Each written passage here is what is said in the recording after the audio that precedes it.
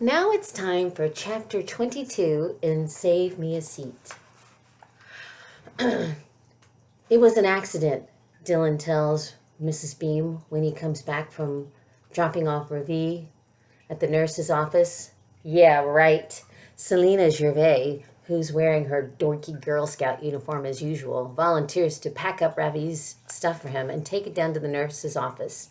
She accidentally drops Ravi's pencil case as she's trying to put it in his backpack, and the last of his 3 mechanical pencils go rolling under the desk. Dylan sees it, and before Selena can bend down and pick it up, the pencil disappears down Dylan's pants. She hunts around for it a little, but all she comes up with is a balled up piece of paper. Crud. It's that stupid cartoon that Dylan drew. Why can't I throw it in the wastebasket instead of dropping it? Why hadn't I thrown it in the wastebasket instead of dropping it on the floor?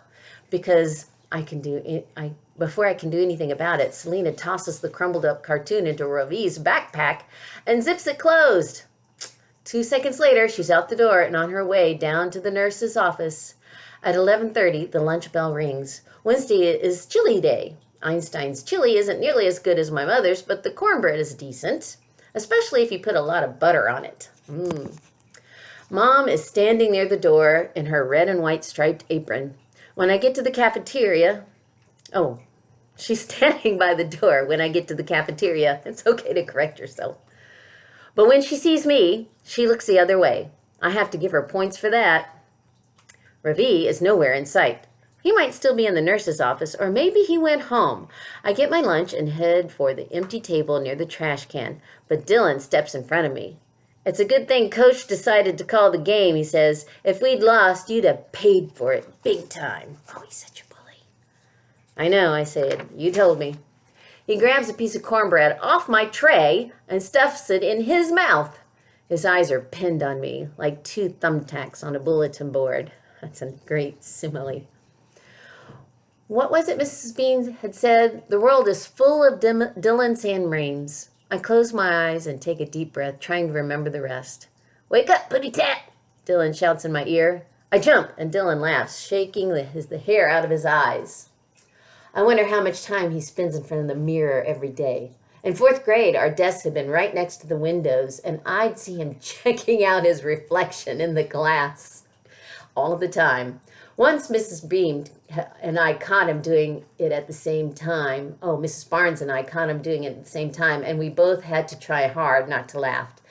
Think about that jumpstarts my memory, and the rest of Mrs. Barnes' advice comes flying back into my head. You have to find a way of keeping him from getting to you, I whisper. What was that, Pud? Asked Dylan, grabbing another piece of cornbread off my tray. I look at Dylan and I try to imagine that instead of a crocodile, he's a harmless little rodent like a mouse or a chipmunk. I never noticed it before, but his ears are actually kind of small and round and set high on the side of his head, and his cheeks stuffed full of cornbread. With that, he does look like a chipmunk. All of a sudden, instead of feeling nervous, I start to laugh. Dylan's eyes aren't sparkling anymore. They're cold and dark, like 2 lumps of coal. You want to tell me what's so funny, Pud? He says. As he hitches up his saggy pants, I notice his boxers for the first time. Of all the things he could be decorated with today, polka dots or clover leaves, taxi cabs or buffaloes, he's wearing boxers covered with peanuts. Peanuts!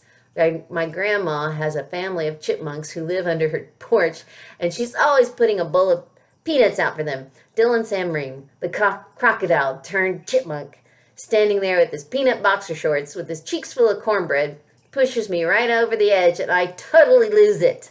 I haven't laughed this hard in a long time, and every time I think I'm done, I look at his little round ears and his peanut boxers, and my stomach bunches up, and it starts all over again. I'm laughing so hard, I'm crying now. Dylan's an expert at dishing it out, but he hasn't spent much time on the receiving end. He's clearly not enjoying this. Kids are crowding around, laughing and shouting. I don't even care that I don't have my earplugs in. This might be one of the all-time greatest moments of my life. I'm out of here, says Dylan. Mrs. Barnes was right. I found a way to keep Dylan from getting to me, and it actually works. For 1 perfect second, I feel like I'm standing on top of the world, and then I hear the whistle blow. Break it up, my mom says, pushing her way through the crowd of kids. What's going on here? Joey, are you okay? When Dylan hears her voice, he turns around. His eyes are sparkling again. Poor Joey, he says.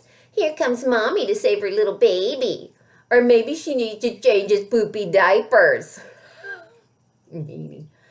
Dylan looks like his old self again. He grins at me, shakes the hair out of his eyes, and walks away. So much for being on top of the world. I could have known it wouldn't last. Once a zebra, always a zebra. I look at my mom and shake my head. She just doesn't get it. Don't be mad at me, Joey. I thought you were in trouble. She says, I'm your mother. What am I supposed to do? Just stand there and watch? No, I say, you're not supposed to be here at all. Aw. I lost my appetite. I can't even remember the last time that happened. My mom has to go break up a food fight on the other side of the cafeteria, so I put in my earplugs, carry my tray over to the table, buy the trash cans, and sit down by myself. A minute later, Ravi shows up carrying his jacket and his backpack. I guess he didn't go home after all. I didn't expect him to sit with me, but I can't believe my eyes when he walks over to Dylan's table and sits down right beside him.